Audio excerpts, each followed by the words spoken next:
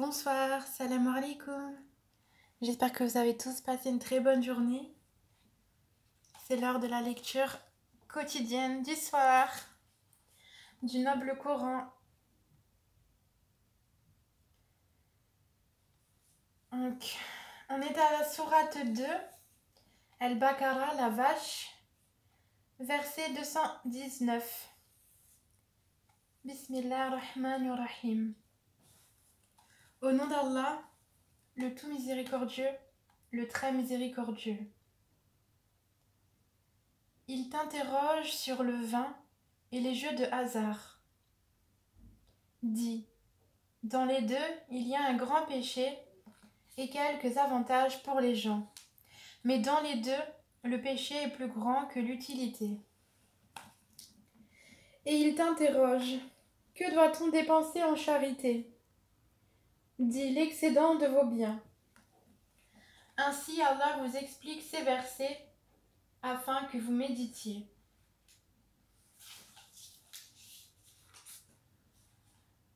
Sur ce monde et sur l'au-delà. Et il t'interroge au sujet des orphelins. Dis, leur faire du bien est la meilleure action. Si vous vous mêlez à eux, ce sont alors vos frères en religion. Allah distingue celui qui sème le désordre de celui qui fait le bien. Et si Allah avait voulu, il vous aurait accablé. Certes, Allah est puissant et sage.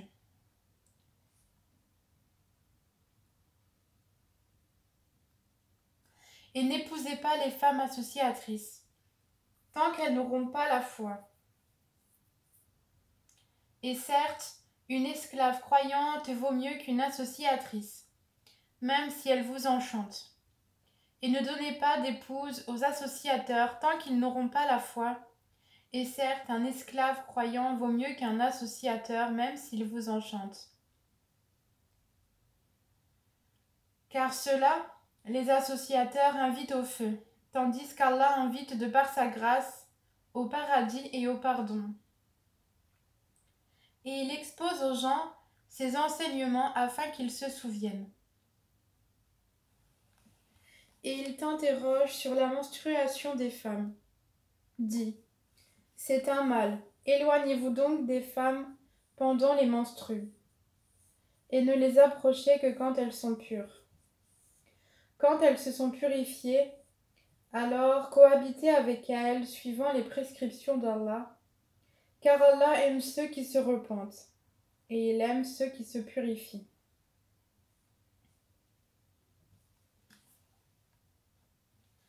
Vos épouses sont pour vous un champ de labour. Allez à votre champ comme et quand vous le voulez, et œuvrez pour vous-même à l'avance. Craignez Allah et sachez que vous le rencontrerez. Et faites gracieuse annonce aux croyants. Et n'usez pas du nom d'Allah dans vos serments, pour vous dispenser de faire le bien, d'être pieux et de réconcilier les gens. Et Allah est audient et omniscient. Alors, on passe tout de suite aux explications, directement en bas de la page. Alors, au sujet des orphelins, voir sourate 4, verset 3. On n'y est pas encore. Les femmes associatrices. Une femme musulmane ne peut pas épouser un non-musulman.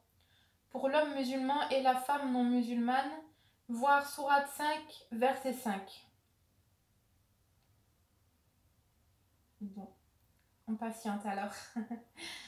Éloignez-vous. Cela signifie il s'agit de l'interdiction du coït pendant cette période. La période de menstrue, bien évidemment, suivant les prescriptions d'Allah uniquement par la vulve, bien entendu. Quand elles sont pures, il s'agit ici de la fin de la menstruation suivie par le bain rituel ghusl. Cohabiter, il s'agit de la licitation du coït. Les femmes peuvent retourner dans la couche de l'homme. Un champ, un lieu de productivité comme le champ. Il s'agit de la reproduction des enfants. Alors, je continue avec le verset 225. Bismillah. Ce n'est pas pour les expressions gratuites dans vos serments qu'Allah vous saisit. Il vous saisit pour ce que vos cœurs ont acquis. Et Allah est pardonneur et patient.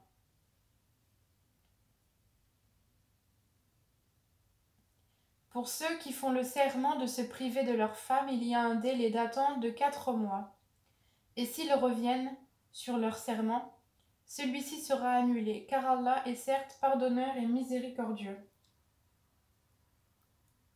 Mais s'ils se décident au divorce, celui-ci devient exécutoire, car Allah est certes audient et omniscient. Et les femmes divorcées doivent observer un délai d'attente de 3 menstrues, et il ne leur est pas permis de taire ce qu'Allah a créé dans leur ventre, si elles croient en Allah et au jour dernier, et leurs époux seront plus en droit de les reprendre pendant cette période. S'ils veulent la réconciliation, quant à elles ont des droits équivalents à leurs obligations, conformément à la bienséance. Mais les hommes ont cependant une prédominance sur elles, et Allah est puissant et sage. Bismillah. Le divorce est permis pour seulement 2 fois. Alors, c'est soit la reprise conformément à la bienséance, ou la libération avec gentillesse. Et il ne vous est pas permis de reprendre quoi que ce soit que vous leur aviez donné, à moins que tous deux ne craignent de ne point pouvoir se conformer aux ordres imposés par Allah.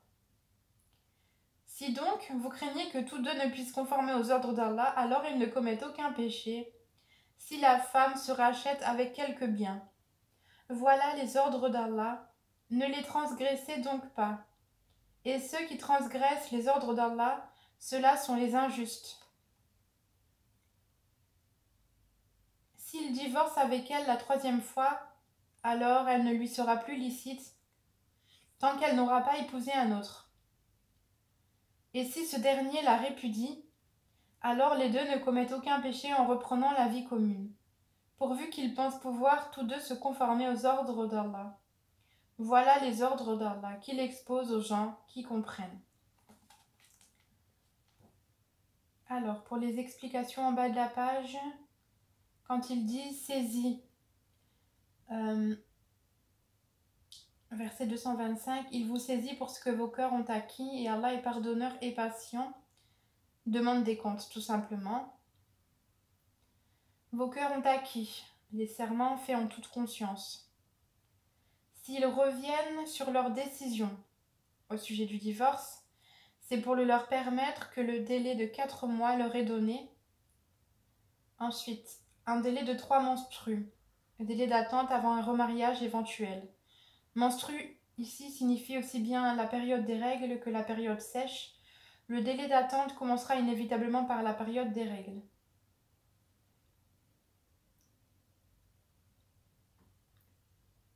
Avant un remariage. Oui, en fait, cela signifie tout simplement de s'assurer que la femme ne porte pas d'enfant dans son ventre pour pouvoir se remarier avec une autre personne. Voilà. Ce qu'Allah a créé dans leur ventre, qu'elle soit enceinte ou pas. Le divorce. Après avoir répudié sa femme, l'homme a le droit de la reprendre dans un délai de 3 périodes de menstrues. Passé ce délai, il peut encore la reprendre, mais avec un nouveau contrat de mariage. Si pendant le délai de 3 mois ou après le nouveau contrat, l'homme répudie de nouveau sa femme, il peut encore la reprendre une 2e fois, et toujours dans les mêmes conditions. Mais s'il la renvoie une 3e fois, il n'a plus le droit de la reprendre aussi longtemps qu'elle n'aura pas épousé un autre homme. Et le nouveau mariage ne peut être conclu qu'en cas de divorce avec le nouveau mari ou après son décès. Alors, verset 231. Et quand vous divorcez d'avec vos épouses et que leur délai expire, alors, alors reprenez-les conformément à la bienséance, ou libérez-les conformément à la bienséance. Mais ne les retenez pas pour leur faire du tort. Vous transgresseriez alors, et quiconque agit ainsi se fait du tort à lui-même. Ne prenez pas en moquerie les versets d'Allah, et rappelez-vous le bienfait d'Allah envers vous, ainsi que le livre et la sagesse qu'il vous a fait descendre par lesquels il vous exhorte, et craignez Allah et sachez qu'Allah est omniscient. Et quand vous divorcez d'avec vos épouses et que leur délai expire, alors ne les empêchez pas de renouer avec leur époux, s'ils s'agréent l'un l'autre et conformément à la bienséance. Voilà à quoi est exhorté celui d'entre vous qui croit en Allah et au jour dernier. Ceci est plus décent et plus pur pour vous, et Allah sait alors que vous ne savez pas. Et les mères qui veulent donner un allaitement complet allaiteront leur bébé 2 ans complets. Au père de l'enfant de les nourrir et vêtir de manière convenable. Nul ne doit supporter plus que ses moyens. La mère n'a pas à subir de dommages à cause de son enfant, ni le père à cause de son enfant.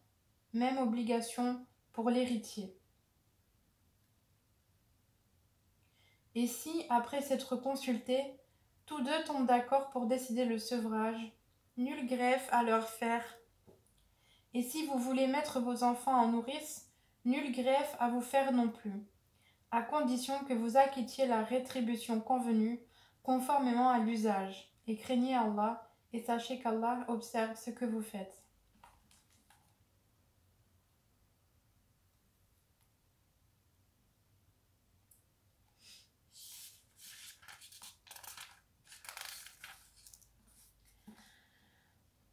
Ceux des vôtres que la mort frappe et qui laissent des épouses, celles-ci doivent observer une période d'attente de 4 mois et 10 jours.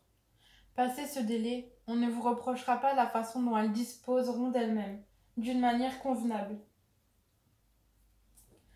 Allah est parfaitement connaisseur de ce que vous faites.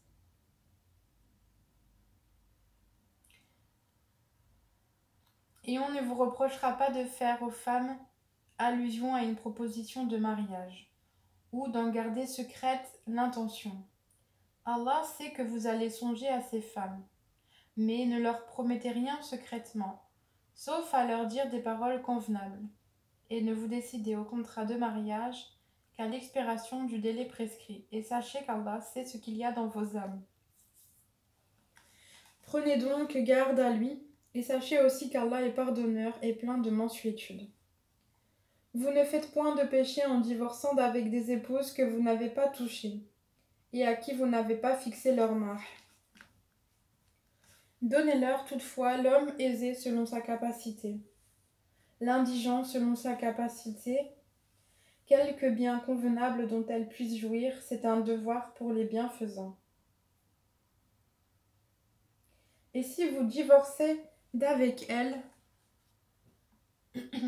sans les avoir touchées, mais après fixation de leur mare, versez-leur alors la moitié de ce que vous avez fixé, à moins qu'elles ne s'en désistent, ou que ne se désiste celui entre les mains de qui est la conclusion du mariage.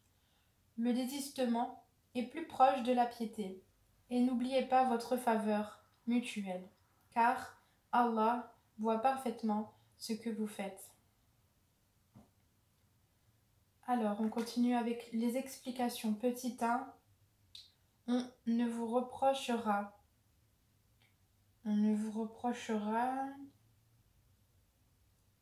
pas la façon dont elles disposeront d'elles-mêmes. Cette parole est adressée aux parents de la veuve. Elles disposent d'elles-mêmes en se parant et en cherchant à se remarier.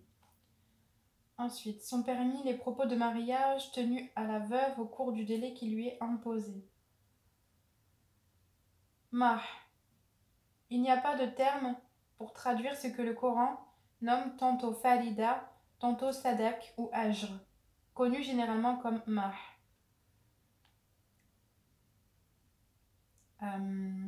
C'est la dot en quelque sorte. Les femmes possédant une personnalité juridiquement complète peuvent en effet posséder en toute propriété des biens sur lesquels ni ses parents ni son mari n'ont aucun droit, pas même de regard. Il ne s'agit donc là ni de la dot ni du douer connu en Occident. C'est simplement ses affaires personnelles. celui entre les mains de qui? Soit le mari, qui se désiste de la moitié du mahr, qu'il a déjà intégralement versé, à la femme, soit le représentant légal, el-wali, de la femme, qui se désiste au profit du mari de la moitié du mahr qui revient de droit à la femme. Bismillah. Soyez assidus aux salates et surtout à la salate médiane, et tenez-vous debout devant Allah avec humilité. Mais si vous craignez un grand danger, alors priez en marchant ou sur vos montures. Puis quand vous êtes en sécurité, invoquez Allah, comme il vous a enseigné ce que vous ne saviez pas. Ceux d'entre vous que la mort frappe et qui laissent des épouses doivent laisser un testament en faveur de leur épouse, pourvoyant à 1 an d'entretien sans les expulser de chez elles.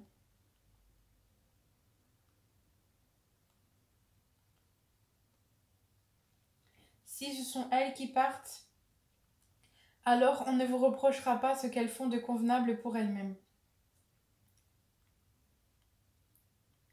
Allah est puissant et sage. Les divorcés ont droit à la jouissance d'une allocation convenable, constituant un devoir pour les pieux. C'est ainsi qu'Allah vous explique ces versets afin que vous raisonniez. N'as-tu pas vu ceux qui sortirent de leur demeure? Il y en avait des milliers, par crainte de la mort. Puis Allah leur dit, mourez. Après quoi, il les rendit à la vie. Certes, Allah est détenteur de la faveur envers les gens, mais la plupart des gens ne sont pas reconnaissants. Et combattez dans le sentier d'Allah.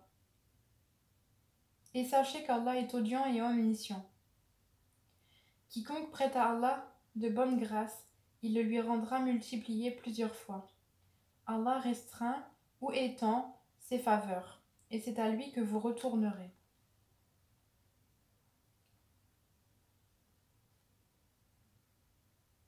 Petite parenthèse pour rappeler qu'au milieu les plus... Donc ça, c'est les explications. Hein. Je lis les explications. Petit 1, parenthèse pour rappeler qu'au milieu des plus heureuses joies ou des luttes les plus âpres, il ne faut pas oublier Allah. Alors, la salate médiane, c'est tout simplement la salate al-asr, celle de l'après-midi. Ouais, c'est ça. Invoquez Allah, accomplissez normalement votre salate. Prière.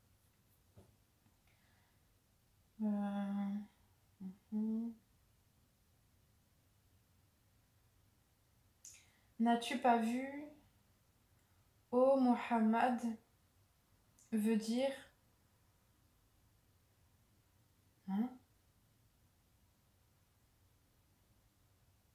Petit 4.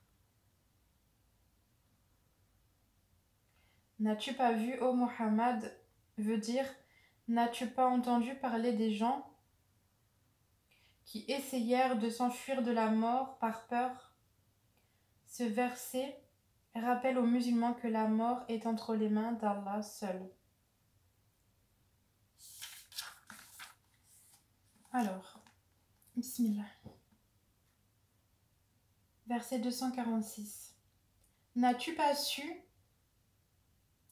l'histoire des notables parmi les enfants d'Israël, lorsqu'après Moïse, ils dirent à un prophète à eux: désigne-nous un roi pour que nous combattions dans le sentier d'Allah. Il dit: et si vous ne combattez pas quand le combat vous sera prescrit? Ils dirent: et qu'aurions-nous à ne pas combattre dans le sentier d'Allah alors qu'on nous a expulsés de nos maisons et qu'on a capturé nos enfants? Et quand le combat leur fut prescrit, ils tournèrent le dos, sauf un petit nombre d'entre eux, et Allah connaît bien les injustes. Et leur prophète leur dit: Voici qu'Allah vous a envoyé Saul, Talut, pour roi. Ils dirent, comment régnerait-il sur nous? Nous avons plus de droits que lui à la royauté, et on ne lui a même pas prodigué beaucoup de richesses. Il dit, Allah vraiment l'a élu sur vous, et a accru sa part quant au savoir et à la condition physique. Et Allah alloue son pouvoir à qui il veut. Allah a la grâce immense, et il est omniscient.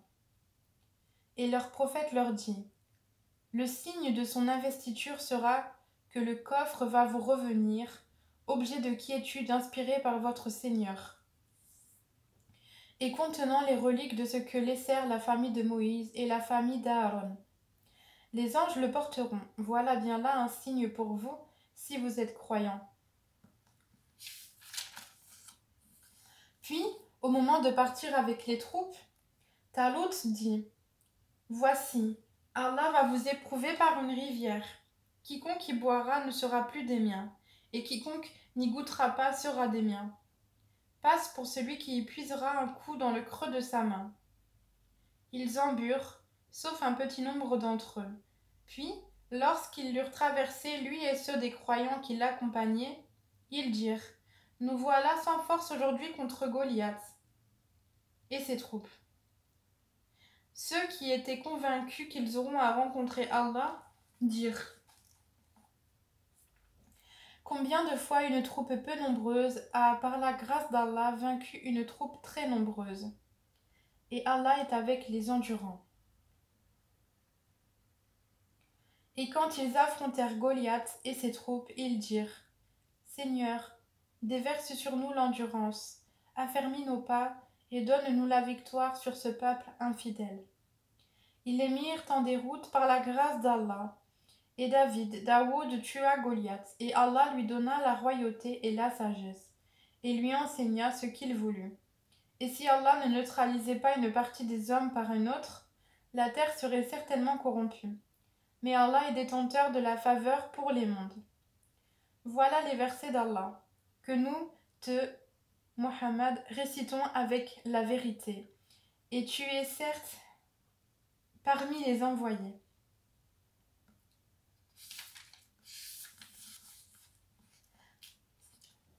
Parmi ces messagers, nous avons favorisé certains par rapport à d'autres.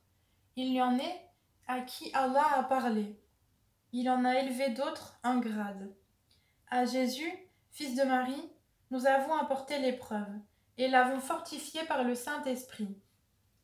Le Saint-Esprit qui est l'ange Gabriel. Et si Allah avait voulu, les gens qui vinrent après eux ne se seraient pas entretués. Il s'agit de la communauté de chaque prophète. Mais Allah fait ce qu'il veut. Ô les croyants, dépensez de ce que nous vous avons attribué avant que vienne le jour où il n'y aura ni rançon, ni amitié, ni intercession, si ce n'est qu'avec la permission d'Allah. Et ce sont les mécréants qui sont les injustes. Allah, point de divinité à part lui, le vivant, celui qui subsiste par lui-même, El-Kayyum. Ni somnolence ni sommeil ne le saisissent. À lui appartient tout ce qui est dans les cieux et sur la terre. Qui peut intercéder auprès de lui sans sa permission? Il connaît leur passé et leur futur, et de sa science, il n'embrasse que ce qu'il veut. Son trône Kursi déborde les cieux et la terre, dont la garde ne lui coûte aucune peine, et il est le Très-Haut, le Très-Grand. El-Kayyum, explication. El-Kayyum, ce mot arabe n'a pas d'équivalent en français. Il signifie celui qui n'a besoin de rien alors que tout a besoin de lui, qui ne dépend de rien alors que tout dépend de lui. Kursi, mot arabe qui signifie siège. Certains commentateurs l'interprètent comme étant la science d'Allah. Il est prouvé qu'Allah ne ressemble en rien à ses créatures. Verset 256. Nulle contrainte en religion, car le bon chemin s'est distingué de l'égarement. Donc, quiconque mécroit aux rebelles, Tarout, tandis qu'il croit en Allah, saisit l'anse la plus solide, qui ne peut se briser. Et Allah est omniscient. Voilà, je vais arrêter pour ce soir.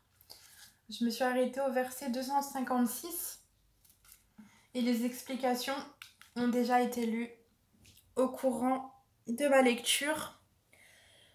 Alhamdoulilah. Merci Seigneur pour ce moment de récitation que tu m'as accordé afin de transmettre tes paroles divines. J'espère que vous avez apprécié cette lecture et je vous souhaite une bonne soirée, une bonne nuit et à demain Inch'Allah.